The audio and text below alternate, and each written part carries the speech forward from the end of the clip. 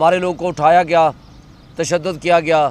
پارٹیاں تبدیل کرائی گئیں، کنگز پارٹیاں بنوائی گئیں، اور یہ سارا سلسلہ پورا سال جاری و ساری رہا۔ لیکن جب انہوں نے دیکھا کہ پی ٹی آئی پہلے سے زیادہ طاقتور ہوتی جا رہی ہے، پہلے سے زیادہ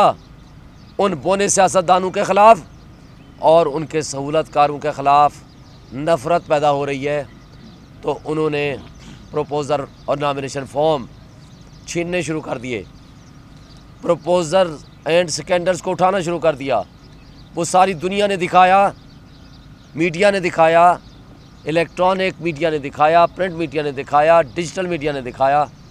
یہ الگ بات ہے کہ سپریم کورٹ میں ہم گئے، انہوں نے ہمیں لیول پلینگ فیلڈ کا حکم دیا، لیکن الیکشن کمیشن کی آنکھیں اور کان بند ہیں، انہوں نے ایک بھی ہمارے گریونس کو ریڈریس نہیں کیا۔ اور جب ہم سپریم کورٹ میں گئے تو منصف اعلیٰ نے، یہ الگ بات ہے کہ رات کی تاریکی میں الیکشن کمیشن نے جو ہم سے بلے کا نشان چھینا تھا اور اس کے تسلسل رکھتے ہوئے ناانصافی کی حد کر دی اور تاریخ کا تاریخ ترین فیصلہ دیا، اور جس سے نہ صرف ہمارے سے ہمارا انتخابی نشان چھین لیا، بلکہ 70% آبادی ہمارے ملک کی جو ناخواندہ ہے، یہ ان کا بنیادی حق ہے کہ وہ جس کو ووٹ دینا چاہیں ان کو وہ اپنی مرضی سے انتخاب کریں، ان سے بھی ان کا حق چھین لیا۔ لیکن جب سپریم کورٹ کو ہم نے بتایا کہ جناب یہ ہیں وہ ثبوت، یہ یو ایس بی میں موجود ہیں، وہ کہتے ہیں میں نہیں دیکھوں گا۔ ہم نے کہا پوری دنیا کے میڈیا نے دکھایا، انہوں نے کہا میں میڈیا نہیں دیکھتا۔ ہم نے کہا یہ ہے ایفیڈیوٹس، انہوں نے کہا میں ان کو بھی نہیں مانتا۔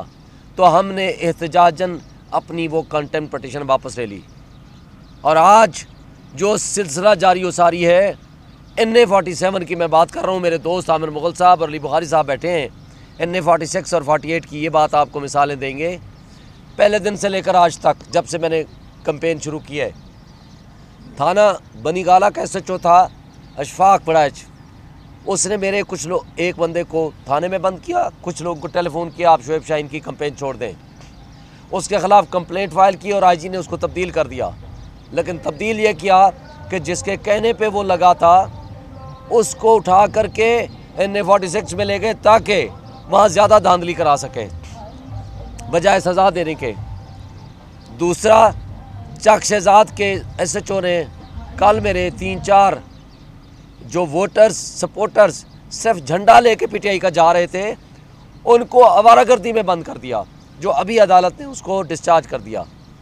کیا PTI کا جھنڈا لے کے چلنا یہ آوارہ گردی میں شامل ہو گیا ہے؟ یہ نیا اصول میرا خیال ہے PPC میں لکھنا چاہیے۔ اب آگے آتے ہیں تھانہ UC چرا میں ایک بہت بڑے آنریبل شخصیت ہیں راجہ منیر صاحب، ان کے بیٹے راجہ فخر منیر صاحب ہیں، ایڈوکیٹ ہیں ان کے بیٹے۔ پرسوں انہوں نے اس سے پہلے بھی ہمارے حق میں کارنر میٹنگ کی اور پرسوں بھی کی بہت بڑی، اس پہ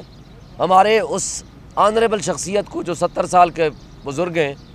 اور وہ ہارٹ پیشنٹ ہیں، کل دن کو 2 بجے سے لے کر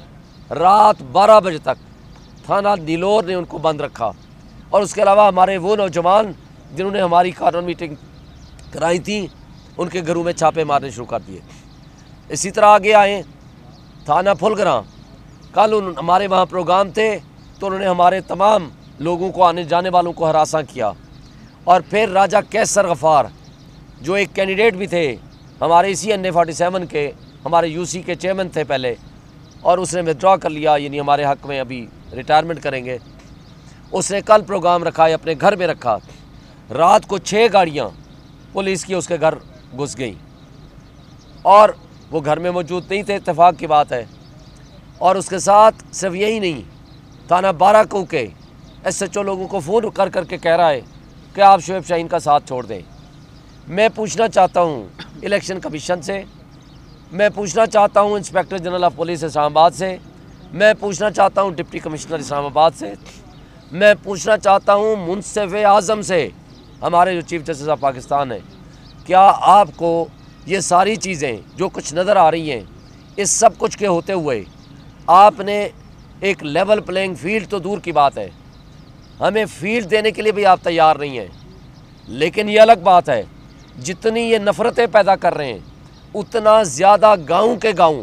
ہمارے ساتھ شمولیت اختیار کر رہے ہیں اس کی تفصیل میں جائے بغیر، اور وہ لوگ جو کبھی کسی زمانے میں کسی اور پارٹی سے تعلق رکھتے تھے انہوں نے ہمارے ساتھ شمولیت اختیار کرنا شروع کر دیا۔ میں اپنے ان سیاستدانوں سے